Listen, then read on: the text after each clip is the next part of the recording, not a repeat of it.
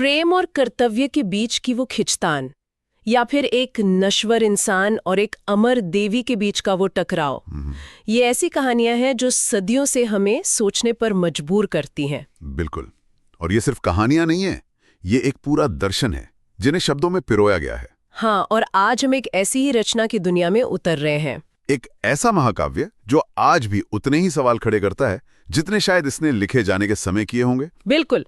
आज हम बात करें राष्ट्र कवि रामधारी सिंह दिनकर के महाकाव्य उर्वशी के बारे में।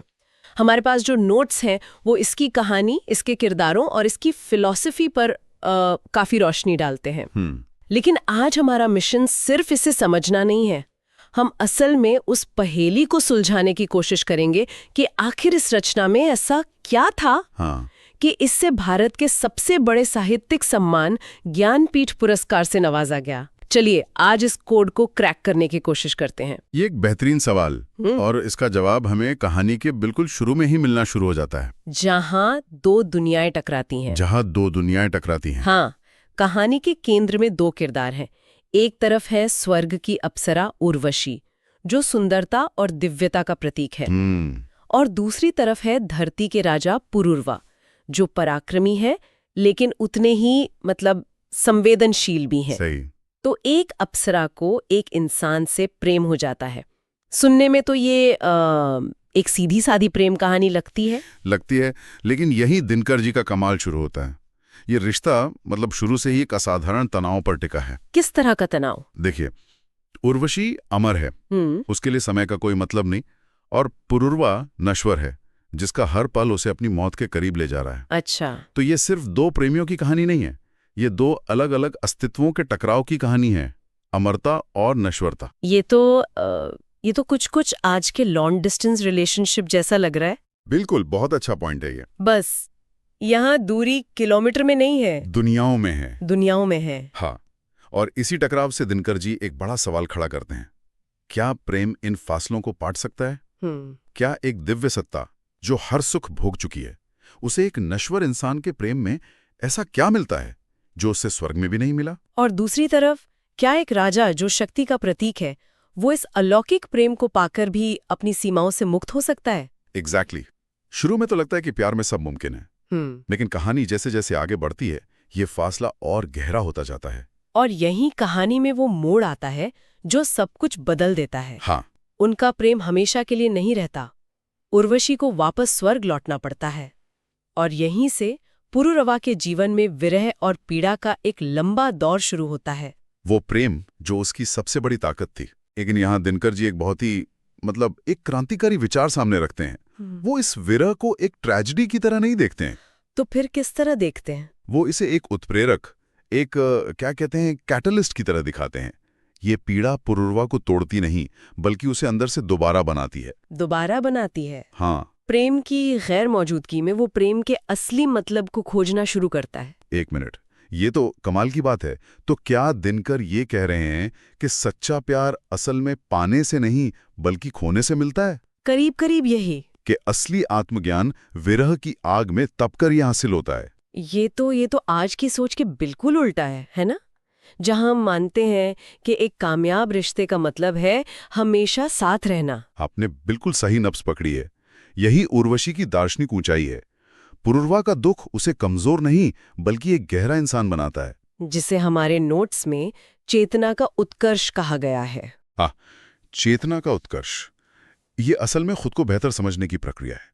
जैसे किसी पहाड़ पर चढ़ते हुए आपको दुनिया का नजारा ज्यादा साफ दिखने लगता है, वैसे ही पुरुरवा दुख की चढ़ाई चढ़कर जीवन को ज्यादा गहराई से देखने लगता है। उसे समझ आता है कि उर्वशी से उसका रिश्ता सिर्फ जिस्मानी नहीं था, ये एक रूहानी जुड़ाव था जो दूरी से खत्म नहीं हो सकता। वाह, तो ये ज्ञानपीठ पुरस्कार मिलने की पहेली का एक बड़ा हिस्सा हो सकता है। बिल्कुल। ये विचार कि वियोग विनाशकारी नहीं बल्कि रचनात्मक हो सकता है।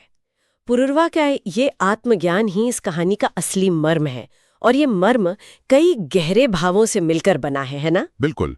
और इन्हीं भावों में एक और बहुत जरूरी पहलू है स्त्री पुरुष संबंधों की गरिमा। अच्छा, वो कैसे? हमारे नोट्स इस बात पर जोर देते हैं कि दिनकर ने उर्वशी को सिर्फ एक सुंदर अप्सरा या प्रेम की वस्तु के तौर पर नहीं दिखाया। उर्वशी का अपना एक वजूद है, अपनी सोच है, वो देवलोक की सुख सुविधाएं छोड़कर धरती पर प्रेम की खोज में आती है। ये उसका अपना फैसला है। उसे भोग्य नहीं बल्कि एक बराबरी का दर्जा दिया गया है। सही, उसे एक बराबरी का दर्जा दिया गया है। लेकिन एक सवाल है, क्या हम इसे पूरी तरह प्रगतिशील कह सकते हैं? मतलब आखिर में तो उर्वशी को अपने देवलोक के नियमों के आगे झुकना ही पड़ता है और पुरुरवा को छोड़ के जाना पड़ता है। क्या ये उसकी एजेंसी, उसकी आजादी की एक सीमा नहीं दिखाता? ये एक बहुत ही जायज सवाल है और इसका जवाब शायद हाँ और नहीं दोनों में है। अच्छा। हाँ, वो नियमों से बंधी है जो उस समय की सामाजिक सच्चाई को भी दर्शाता है, लेकिन काव्य के अंदर पुरुरवा के साथ उसके रिश्ते में वो पूरी तरह स्वतंत्र है। दिनकर जी प्रेम को वासना से ऊपर उठाकर एक ऐसी साधना बना देते हैं जहां दो बराबर की चेतनाएं मिलती हैं, और वो इन गहरे दार्शनिक विचारों को सिर्फ कहते नहीं हैं, वो उन्हें महसूस करवाते हैं। अपनी भाषा की शक्ति से महसूस करवाते हैं। हाँ, भाषा की बात करना तो बहुत जरूरी है, क्योंकि बड़े से बड़ा विचार भी अगर सही शब्दों में ना कहा जाए तो बेअसर हो जाता है। बिल्कुल। तो हमें बताया गया है कि भाषा बहुत काव्यात्मक और सुंदर है, लेकिन इसका असली जादू क्या है? इसका जादू है भावुकता और दर्शन का संगम। जब पुरुरवा अपने विरह की पीड़ा व्यक्त करता है तो वो सिर्फ रोता नहीं, वो ब्रह्मांड से सवाल करता है। जैसे? दिनकर की भाषा का एक नमूना देखिए। पुरुरवा कहता है, तिमिर सिंधु में खोया हुआ ये देश कहाँ है, ज्योति धूम बताओ वो उन्माद भवन सा वेश कहाँ है। वाह! अब देखिए, यहाँ पुरुरवा सिर्फ ये नहीं पूछ रहा है कि उर्वशी कहाँ है, वो पूछ रहा है कि वो रोशनी से भरी दुनिया, वो पूरा देश कहाँ खो गया। ज्योति धूम। हाँ, वो बादलों को ज्योति धूम यानी रोशनी का धुआं कहता है।